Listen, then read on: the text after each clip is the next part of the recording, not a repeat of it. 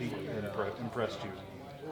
Ben's impressed me, since the time I got here. I thought, everybody talked about Trace and CO and Brock, but, when you looked at, Irby and Kapinski, I thought those guys, had good springs, and that sort of carried over. But I think in the grand scheme of the depth of the position, I think sometimes the production and who those guys are get lost, probably on special teams. But what we saw tonight, Kapinski can do it just like the rest of those guys can.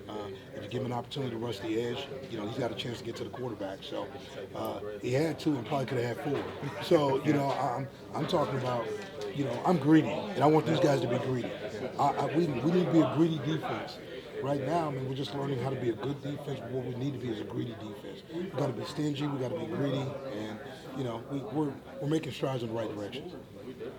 I know you can't talk about specific recruits or anything, but what does an event like tonight, like a sellout game, blowout game, what does that do for recruiting for you guys? You know what?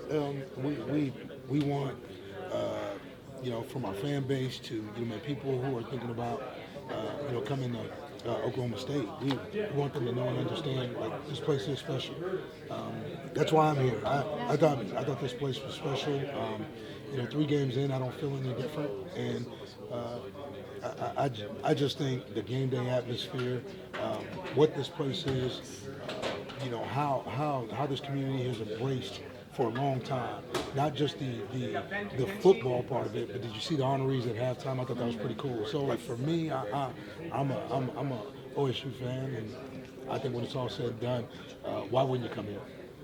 How does it feel having this kind of a defensive effort when you've got Big 12 play right around the corner, specifically Baylor? It's confidence, right? All we're trying to do is get 1 to 3% better. There's always an opportunity every week to do that, and I think these guys are truly starting to understand what's in front of them. Hey, I don't care who the opponent is. It's really not who you play. It's how you play. Okay, and that's sort of the mindset that we've got to play with. Really don't care about the opponent across the way. We really respect the opponent by how we prepare. At the end of the day, we care about how we play. And I thought tonight, from the old guys to the young guys, regardless of who we played, I thought it was a solid performance, and it's something to build off of. It's something you concentrate on this weekend? Yes. All week, I guess I should say. Yeah, we're focused on, really, how can we improve? We got a bye week coming up, and that's about getting on the field, touching the grass, making sure, that we can, clean up any fundamental, issues that we have. Because once you get into conference play, there are no days off. So for us, we have to continue to chase whatever there is, out there for this team in this short window of time that we have as we start to prepare for league play. And believe me, it's coming fast.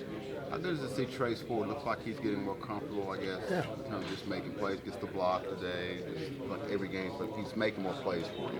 Well, he's making more plays, because all those guys get more opportunities.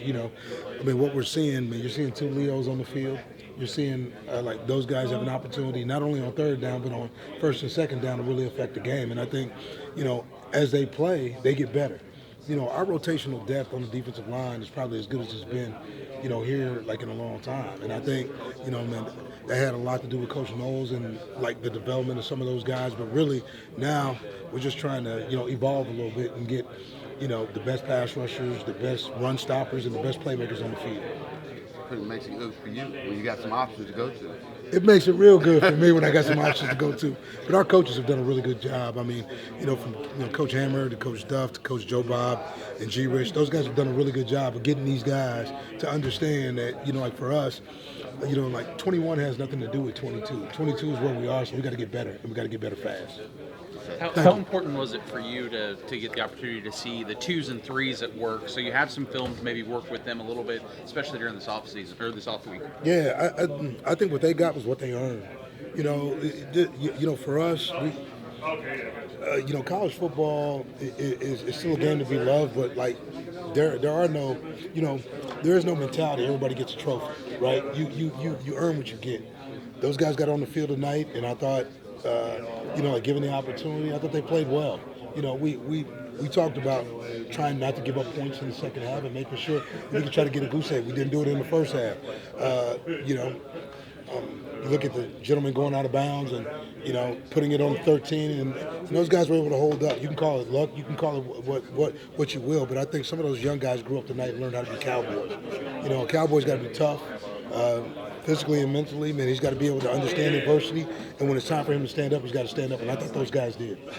Coach, through 3 games, I mean, where did you think this defense would be at this point? And are they close to what you wanted, or maybe exceeding what you wanted? When I'm told this group coming into the season, I thought they had a chance to be a special group because they were the 22 group. 21's got nothing to do with 22, and so what you have to do is earn, any accolades or any perceptions that may be out there. How good is this group? I don't know, because we're still trying to chase the 2 to 3% that's available every week. And as you get into conference play, the margin for error is very, very slim. You saw Kansas, okay, and what they're doing. We watch K-State. We watch all these teams. There's a lot of parity in college football. Nobody really cares, where we sit. And like I was telling a couple of the reporters earlier, it's not about who we play, it's about how we play. And I think how we play is starting to hit at the right time. For us, we got a bye week.